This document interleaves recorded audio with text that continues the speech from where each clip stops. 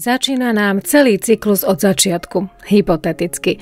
Slnko aj Luna sa stretli v prvom znamení zverokruhu, v znamení Barana, ktorému vládne bojovná planéta Mars. Ak sledujete môj Telegram, prípadne Facebook, zrejme ste zachytili informáciu, že od splnu vo váhach, ktorý bol 25. marca po tento nov, ktorý bude 8. apríla, máme obdobie medzi dvomi zatmeniami a to je pre nás významné obdobie. Moje meno je Pavlína a ja vás srdečne vítam v kvantovej optike, ktorá je tu pre vás, aby bola inšpiráciou k tomu, ako si vedome tvoriť vlastnú realitu. V čase splnu išlo o polotienisté zatmenie mesiaca a na noho bude zatmenie slnka. Zo Slovenska zrejme veľmi viditeľná nebude. V tomto období, ale aj predtým, ako aj potom, máme príležitosť viac vnímať to, čo nám vesmír odkazuje, než sa sústrediť na hmotu. Ale je na každom z nás, ako využijeme toto obdobie. Poďme sa ale pozrieť na to, ako využiť nov v Baranovi. Baran je prvé znamenie zverokruhu a tak je to čas začiatkov. A aj keď medzi týmto splnom a novom sme nemali nič začínať, nov v Baranovi predsa len dáva priestor na to, aby sme sa naladili na vesmír a zachytili semienko nových príležitostí. Aj keď nič nezačnete okamžite tvoriť, nie je to na škodu, pretože toto je vhodný čas spraviť si plán.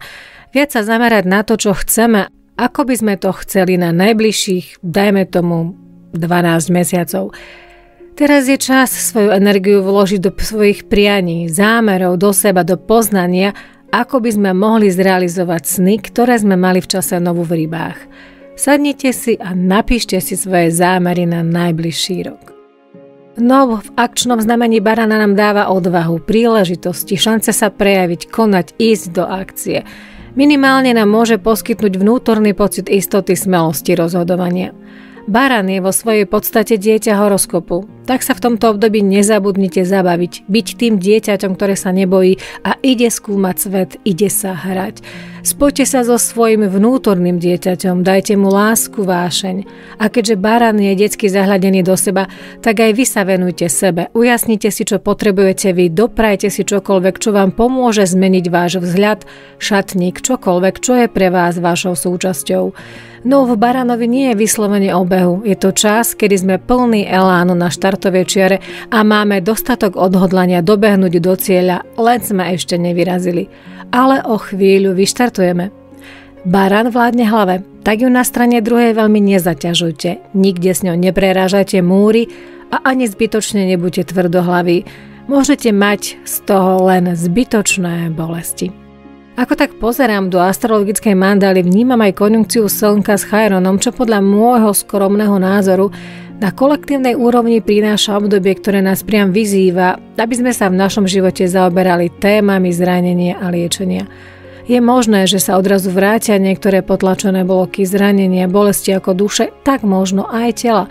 Môžeme ich vidieť jasne a môžeme preto aj nájsť odvahu si to priznať, ale hlavne niečo s tým urobiť, pretože Chairon je vnútorným liečiteľom. Je to zaujímavé stélium, pretože k tomu všetkému sa okrem iného prípaja aj severný uzol, ktorý nám symbolicky doprieva čas plánovať si našu budúcnosť, ktorú ale potrebujeme postaviť na zdravých základoch. Keďže ide o Baran váhy, tak čerpajme z diplomacie, spolupráce, z toho, že niekedy, kým úplne vyštartujeme, je fajn sa na chvíľu zastaviť. Nech už to máte akokoľvek, pretože daná konštelácia je u každého na individuálnej úrovni inak. V závislosti od jeho osobného horoskopu využite aspoň to všeobecné podľa toho, ako to cítite, ako si prajete a k čomu máte odvahu, silu, energiu a chuť ísť si za svojím cieľom. Verím, že naberiete odvahu, energiu konať a dáte mi like, pridajte sa k odberu a nezabudnite na zvonček, aby vám neušlo moje ďalšie video. Rovnako sa pridajte k odberu Telegramu Kvantovou optikou, pretože tam nájdete rôznorodejšiu ponuku zaujímavostí. Nájdete ma aj na Facebooku či Instagrame. Zdravie vám, priatelia!